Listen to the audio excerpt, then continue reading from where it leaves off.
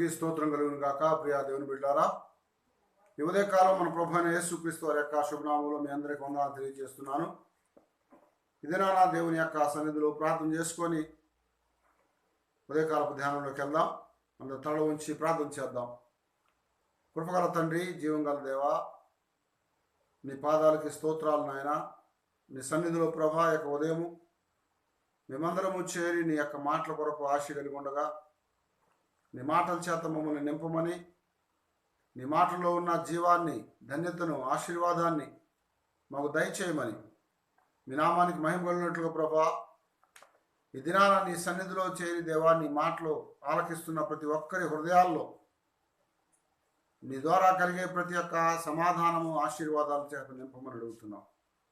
మీ నామానికి మహిమ పొందుకుంటూ ఈ దినము తండ్రి, నీ సన్నిధిలో ఉన్నటువంటి ప్రతి ఒక్కరిని కూడా బలపరిచి దీవించి మహిమ పొందమని యేసునామమున ప్రార్థిస్తున్నాం తండ్రి, ఆమేన్. ప్రియమైన దేవుని బిడ్డలారా, ఈ ఉదయకాలం మన ప్రభు అయిన యేసుక్రీస్తు వారి యొక్క నామములో మరోసారి మీకు వందనాలు. ఇదినా నా దేవుని వాక్యంలో నుంచి ఒక మాట మీకు జ్ఞాపకం చేయాలని ఆశపడుతున్నాను. దేవుని యొక్క వాక్యంలో మరి లూకా సువార్తలో 14వ అధ్యాయమందు, లూకా సువార్త 14వ అధ్యాయమందు 15వ వచనంలో ఇలాగ రాయబడింది.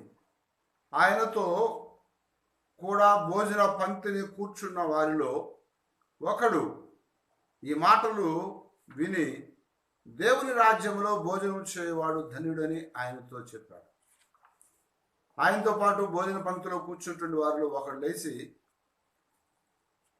దేవుని యొక్క రాజ్యములో భోజనము చేయువాడు ధన్యుడు అని చెప్పాడు. అయితే ఈ ఉదయకాలం దేవుని యొక్క మాటలు మనం వింటూ ఉండగా దాని కొరకు యేసు ప్రభువారు ఒక ఉపమానాన్ని చదివించారు. ఆ ఉపమానం మనం గమనిస్తున్నట్లయితే మరి ఒక గొప్పవాడు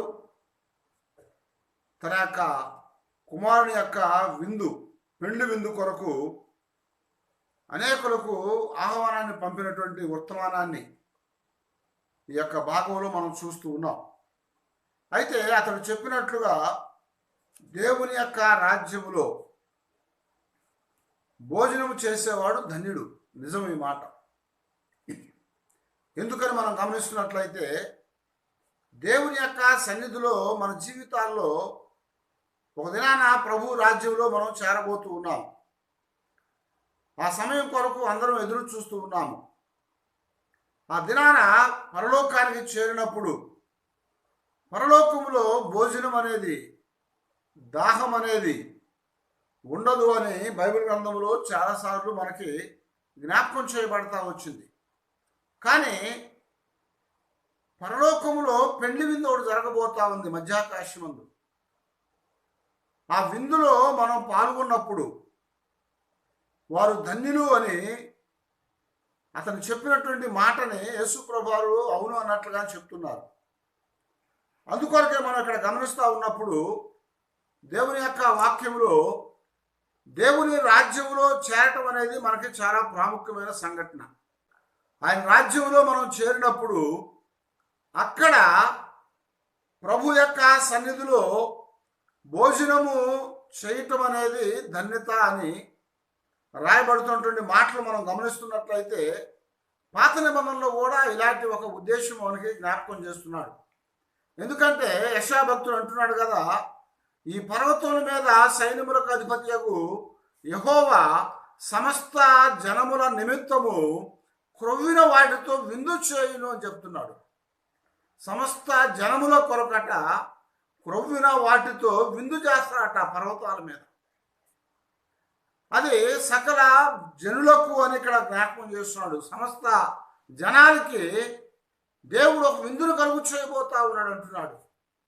ఆ సమస్తమైన జనులలో లేదా ఆ విందుకి పిలువబడినటువంటి వారిలో మనం ఉన్నామా లేదా, ఆ విందులో మనం పాల్గొంటున్నామా లేదా అన్న విషయాన్ని మనం ఎప్పుడు కూడా జ్ఞాపకం చేసుకోవాలి. దేవుని యొక్క రాజ్యములో విందులో మనం పాల్గొనటం అంటే దేవునితో పాటు ఆ యొక్క పెండ్లి విందులో చేరటం అనేది మనకి చాలా ప్రాముఖ్యమైన సంఘటన. అందుకొరకే దేవుని యొక్క సన్నిధిలో యేసు ప్రభువారు కూడా చెప్పినటువంటి ఉపమానంలో మనం గమనిస్తూ ఉంటే ఇక్కడ లూకా సువార్తలు రాయబడినట్లుగానే మరి మత్తయి సువార్తలో కూడా 22వ అధ్యాయంలో అదే రాయబడింది. అక్కడ కూడా ప్రభు ఏం చెప్తున్నా అంటే ఒక విందుని ఏర్పాటు చేయడం జరిగింది. ఒక యజమానుడు, ఒక రాజు ఆయన కుమారుని యొక్క పెళ్లి విందు కొరకు అనేకులకు ఆహ్వానాన్ని పంపించాడు. ఆహ్వానాన్ని పంపించినప్పుడు చాలామంది రావటానికి నిరాకరించారు. అయితే ఇక్కడ ఎవరైతే ఆ విందులో పాల్గొనగలుగుతారో, ఎవరైతే ఆ విందులో భోజనం చేయగలుగుతారో వారి జీవితాల్లో ధన్యులు అని అతను చెప్పినటువంటి మాట నిజమవుతుంది. కాబట్టి దేవుని యొక్క వాక్యంలో యెషయా భక్తుడు చెప్పినట్లుగా ఆ పర్వతాల మీద ఆకాశమందు దేవుడు సమస్తమైనటువంటి జనాల కొరకు క్రొవ్విన వాటితో విందు చేయబోతా ఉన్నాడు. అయితే దాని కొరకు అనేకులకి ఆహ్వానాన్ని పంపించాడు. దాని కొరకు అనేకులకి పిలుపునిచ్చాడు. కొంతమంది రావటానికి ఒప్పుకున్నారు, కొంతమంది రావటానికి ఒప్పుకోలేదు. అయితే ప్రభు చెప్తున్నాడు కదా ఇక్కడ, ఎవరైతే ఆ ఆహ్వానాన్ని తీసుకొని ప్రభు విందులో పాల్గొనటానికి అయితే సిద్ధపడుతున్నారో, రాబోతూ ఉన్నారో వారందరూ నిజంగానే ధన్యులు. కారణం ఏంటంటే యేసు ప్రభువారు మరి వివాహ సంబంధమైనటువంటి విందు అనేది లేదా పెళ్లి విందని చెప్పబడేది, పరలోకంలో విందని చెప్పబడేది నిజము ఉన్నటువంటి వాస్తవాన్ని మనకి అర్థమయ్యేటట్టుగా చెప్తున్నాడు. ఇక్కడ 25వ అధ్యాయం మత్తయి సువార్తలో కూడా ప్రభువారు చెప్తూ అంటాడు కదా, అక్కడ మరి ప్రతి వారు కూడా పెళ్లి కుమారుడిని ఎదుర్కోవడానికి వెళ్ళారట. పెళ్లి కుమారుడిని ఎదుర్కోవడానికి వెళ్ళారంటే దాని అర్థం ఏంటంటే అక్కడ పెళ్లి జరగబోతా ఉంది, అక్కడ విందు ఒకటి జరగబోతా ఉందని మనం అర్థం చేసుకోవాలి. అయితే ఆ విందులో పాల్గొన్నవారు, అందులో భోజనం చేస్తున్న వారు ధన్యులు. ఎందుకు? పరలోకంలో దేవుని యొక్క సన్నిధిలో మనకి ఇవ్వబోయేటువంటి విందు బహుశా నేను అనుకుంటాను కదా, అక్కడ జీవ వృక్ష ఫలాలు ఉన్నాయి, జీవ ఫలాలు ఉన్నాయి. ఆ జీవ ఫలాన్ని మనకి ఇస్తానని చెప్పాడు దేవుడు. అక్కడ జీవ జలాలు ఉన్నాయి, ఆ జీవ జలాలు త్రాగిస్తానని చెప్తున్నాడు దేవుడు. కనుక మన జీవితాల్లో ఆ పరలోకంలో లేదా దేవుని రాజ్యం లేదా మధ్యాకాశంలో జరగబోయేటువంటి ఆ విందులో దేవుడు మన జీవితాలకి కావాల్సినటువంటి ఆ యొక్క జీవముతో కూడిన వాటిని ఇస్తానికి ఆయన వాగ్దానం చేశాడు. అందువల్లనే మనం గమనిస్తూ ఉన్నట్లయితే ప్రకటన గ్రంథంలో 3వ అధ్యాయమందు 20వ వచనంలో అక్కడ మనకి మరి భక్తుడు మనకి జ్ఞాపకం చేస్తూ అంటాడు కదా, ఇదిగో నేను తలుపు దగ్గర నిలబడి తట్టుతూ ఉన్నాను, ఎవడైనా సరే నా స్వరము విని తలుపు తీసిన ఎడల నేను అతనితోనూ అతని యొద్దకు వచ్చి అతనితో నేనును నాతో కూడా అతడును భోజనము చేయుదుము అని ప్రభువు చెప్తున్నాడు. దేవునికి స్తోత్రం, హల్లెలూయా. ఆయనతో మనతో దేవుడు కలిసి భోజనం చేయటం అనేది చాలా ప్రాముఖ్యమైనటువంటి ఘనత. అది బైబిల్ గ్రంథంలో మనం గమనిస్తూ ఉన్నట్లయితే పాత నిబంధనలో అబ్రహాము ఒక్కడే దేవునికి భోజనాన్ని ఏర్పాటు చేసినట్లుగా మనం చూస్తూ ఉంటాం. దేవుడు కూడా అబ్రహాము దగ్గర మాత్రమే భోజనం చేసినట్లుగా మనం గమనిస్తూ ఉంటాం. అదనాన మరి మమ్రే యొక్క చెట్టు కింద, ఆ యొక్క సింధూరం అనేటువంటి చెట్టు కింద కూర్చొని ఉన్నటువంటి సమయాల్లో దూరం నుంచి 3 వ్యక్తులు రావటం అబ్రహాం గమనించాడు. గబగబా ఎదురెళ్ళి వాళ్ళు పిలుచుకుని వచ్చి, అయ్యలారా, ప్రభువులారా, మీరు నా దగ్గర ఎండ సమయానికి వచ్చారు కనుక కొంచెం భోజనం తీసుకుని వెళ్ళండి అని చెప్పాడు. వాళ్ళు వద్దు అన్నా కానీ అబ్రహాం వాళ్ళని బలవంతం చేశాడట. మీరు ఇదిగో భోజనం చేసి వెళ్ళాలని చెప్పాడట. ఆ దేవుని యొక్క దూతలతో పాటు మరి ప్రభువు లేదా తీర్థము ఎవరైనా అయి ఉండొచ్చు. అది అక్కడ వారు వచ్చినప్పుడు మీరు భోజనం చేయకుండా వెళ్ళటానికి వీల్లేదు, ఎందుకంటే మీ యొక్క కటాక్షము నా మీద ఉన్నట్లయితే ప్రభువులారా ఇక్కడ భోజనం చేసి వెళ్ళండి అని చెప్పాడు. ఆయన మాటకు వారు సమ్మతించి సరే అన్నప్పుడు వెంటనే అబ్రహాము తన భార్య అయినటువంటి శారాకి చెప్పి మరి గబగబా మరి సన్నని పిండి తీసుకొని రొట్టెలను సిద్ధపరిచి మరి పనివాడితో బాగా క్రొవ్వినటువంటి ఒక మరి పశువును తీసుకొని దాన్ని వధించి వారి కొరకు భోజనం సిద్ధపరిచి ఆ యొక్క సింధూరం ఆ యొక్క వృక్షం కింద కూర్చోబెట్టి వారిని భోజనం పెట్టారు. వాళ్ళకి ఆ భోజనం చేసిన తర్వాత వారు తృప్తిపడి ఆయనను దీవించి వెళ్ళినటువంటి సంఘటన మనం చూస్తూ ఉంటాం. అయితే అలా తర్వాత ఇంకెవరు కూడా దేవునికి భోజనాన్ని పెట్టలేదు, దేవునితో భోజనం చేయలేదు.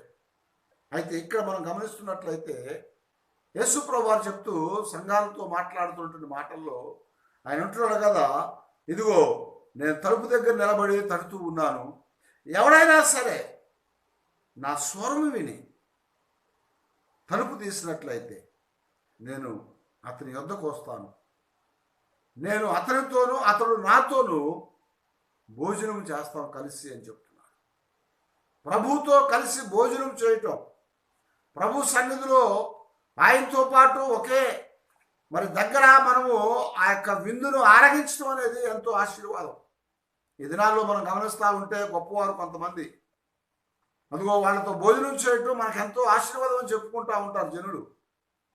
కొంతమంది అదిగో నాతో భోజనం చేయండి, నాతో అదిగో కాఫీ తాగండి అని చెప్పేటువంటి వారు చాలామంది ఉన్నారు. దాని కొరకు ఎంతో జనులు ఖర్చు పెడతా ఉంటారు.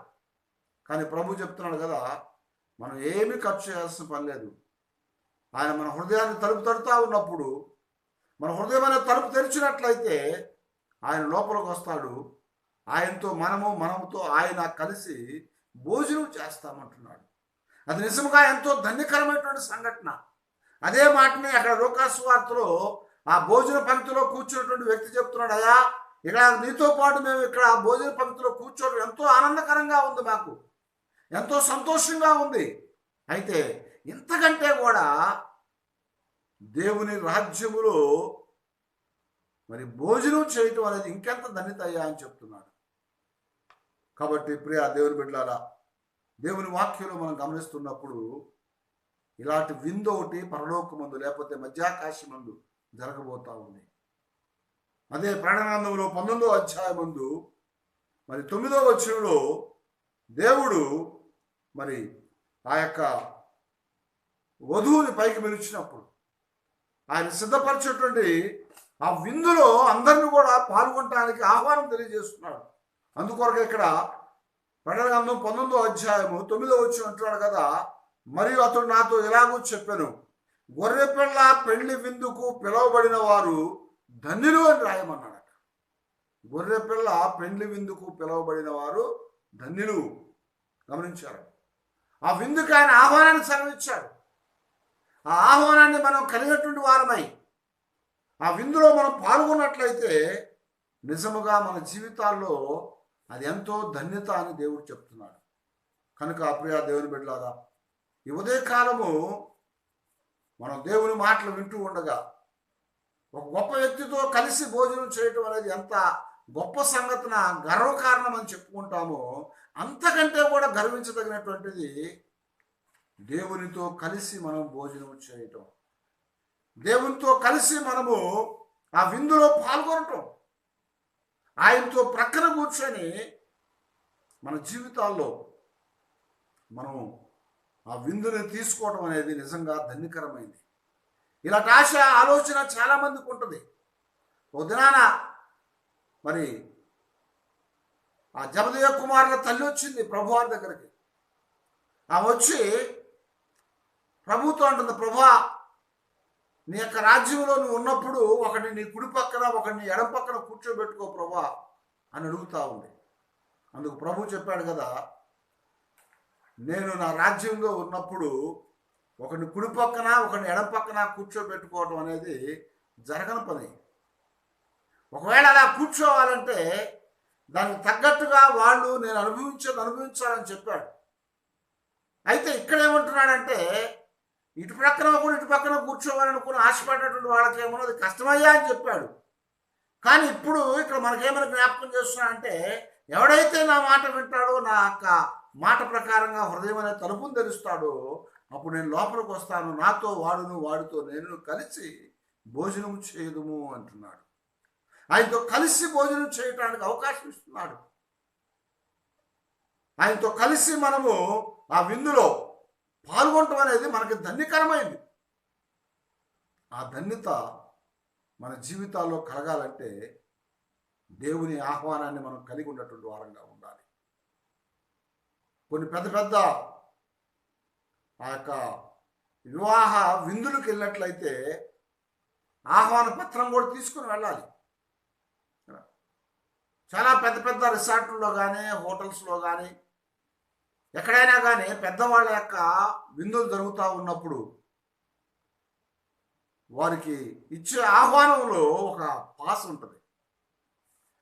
ఆ యొక్క ఇన్విటేషన్తో పాటుగా ఎంట్రీ పాస్ కూడా ఉంటుంది. అయితే అది లేకపోతే అందులో ప్రవేశించలేము. అదే ప్రకారంగా ఇక్కడ దేవుడు కూడా మనతో మాట్లాడుతున్నాడు. ప్రభు ఇదిగో మన జీవితాల్లో అందులో పాల్గొనటానికి, ఆయనతో పాటు లోపలికి వెళ్ళటానికి, ఆ పెండ్లి విందులో మనం కూడా కూర్చోటానికి, ఆయనతో పాటు కలిసి భోజనం చేయటానికి దేవుడు ఒక గొప్ప అవకాశాన్ని దేవుడు మనకు కలిగిస్తూ ఉన్నాడు. అందుకొరకే అలాగ కలిసి ఆయనతో భోజనం చేయటం అన్నది మనకెంతో ధన్యకరమైంది అని జ్ఞాపకం చేస్తున్నాడు. దేవుని వాక్యంలో మరి అనేకమైన విషయాలు మనకి జ్ఞాపకం చేయబడ్డాయి. దేవుని రాజ్యం అనేది భోజనం పానం కాదని చెప్పాడు. కానీ ఆయనతో కలిసి మనం భోజనం చేస్తాం, ఆయనతో కలిసి మనం పానం చేస్తాం, ఆయనతో కలిసి ఆ విందులో మనం పాల్గొంటాము.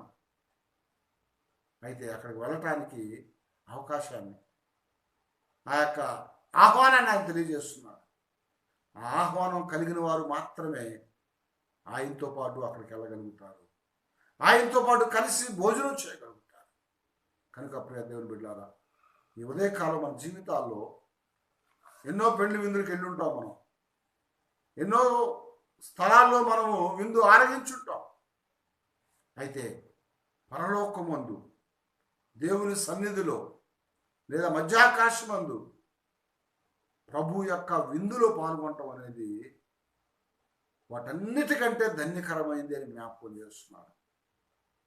ఈ దినాన అలాంటి ధన్యత నీ జీవితంలో కావాలని నువ్వు కోరుకుంటే, ఆ ప్రభువు తడుతున్నటువంటి నీ యొక్క హృదయం అనే తలుపును తెరిచినట్లయితే, నువ్వు లోపల ప్రవేశించినట్లయితే, ఆయనకి ఆహ్వానాన్ని నువ్వు మన్నించినట్లయితే, ఇద్దరు కలిసి భోజనం చేస్తారు. ఆయనకి ఎవరైతే తలుపు తీయగలుగుతారో, ఆయనతో ఎవరైతే కూర్చోగలుగుతారో వారే అక్కడ కూడా పరలోకమందు లేదా దేవుని రాజ్యంలో కూడా వారు ఆయనతో కలిసి కూర్చొని భోజనం చేయగలిగే ఆహ్వానం, అర్హతను కలిగి ఉంటారు వారు. కనుక అలాంటి గొప్ప అర్హతని, అలాంటి గొప్ప ఆశీర్వాదాన్ని మన జీవితాల్లో మనం కూడా కలిగినటువంటి వారమై ప్రభువుతో పాటు ఆ ధన్యతను మనం పొందగలిగినట్లుగా ఆ విందులో పాల్గొనటానికి ప్రభావం మమ్మల్ని సిద్ధపరచాయని దేవుని దగ్గర మనం ప్రార్థన చేసుకుందాం. అందరు తల వంచండి, ప్రార్థన చేసుకుందాం. పరిశుద్ధుడైన తండ్రి, నీ పాదాలకు వందనాలు దేవా. ఈ ఉదయకాలం ప్రభా, అదిగో నీ మాటలు వింటూ ఉన్నావు నాయన. అవును తండ్రి దేవా, ఈ లోకంలో దేవా ఒక గొప్ప విందులో పాల్గొనటం అనేది ఎంతో గర్వంతో కూడినటువంటి సంఘటన.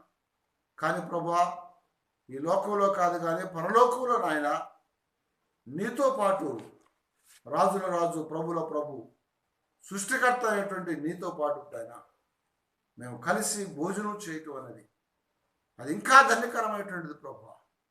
అలాంటి ధన్యత, అలాంటి ఆశీర్వాదం, అలాంటి దీవెన మేము కలిగి ఉండేట్లుగా మాకు సహాయం చేయండి. మా జీవితాల్లో నీ కృప దయచేయండి. మమ్మల్ని బలపరిచి నడిపించమని ఈ దినం ప్రభా, ఇదిగో నీ సన్నిధిలో దేవా హృదయం అనే తలుపును తెరిచి నేను ఆహ్వానించి నీ పిలుపును పొందినటువంటి వారందరూ కూడా దీవించండి. ఇంకా ఎవరైనా ప్రభా అదిగో నాయన అలాంటి ఆహ్వానం లేకుండా ఉన్నట్లయితే, వారి హృదయమైన తలుపు తెరవకుండా ఉన్నట్లయితే, వారి యొక్క జీవితాల్లో ప్రభా నీతో కలిసి భోజనం చేయగలిగే భాగ్యాన్ని వాళ్ళకు కూడా దయచేయమని, దీవించమని, నడిపించమని, మీ నామానికి మీరే మహిమ ఘనత ప్రభావాలు ఆరోపించుకుంటూ నీ కృపా కాపుదల మెండుగా దయచేయమని ప్రార్థన చేస్తున్నాం. ఈ ఉదయకాల ఆశీర్వాదాలు మా అందరి మీద కుమ్మరించి ధన్యతను కలిగించి నడిపించమని యేసు నామములో ప్రార్థిస్తున్నాం తండ్రి. ఆమేన్. మన పరమ తండ్రి అయినటువంటి దేవుని యొక్క ప్రేమ, ఆయన కుమారుడు పరిశుద్ధుడు మన ప్రభు అయినటువంటి యేసుక్రీస్తు వారి యొక్క కృపా కాపుదల, పరిశుద్ధాత్మిక అన్యోన్య సహవాసం నడిపింపు ఇప్పుడు సదాకాలము చేరిన మనందరికీ తోడుగా ఉండి ఆయనతో పాటు పరలోకమందు ఆ పెండ్లి విందులో పాల్గొనే భాగ్యాన్ని కలిగించునుగాక. ఆమేన్. అందరికి వందనాలు. దేవుడిని దీవించి ఆయన సన్నిధిలో భోజనం చేసేటువంటి భాగ్యాన్ని, అవకాశాన్ని దేవుడు మీకు దయచేయనుగాక.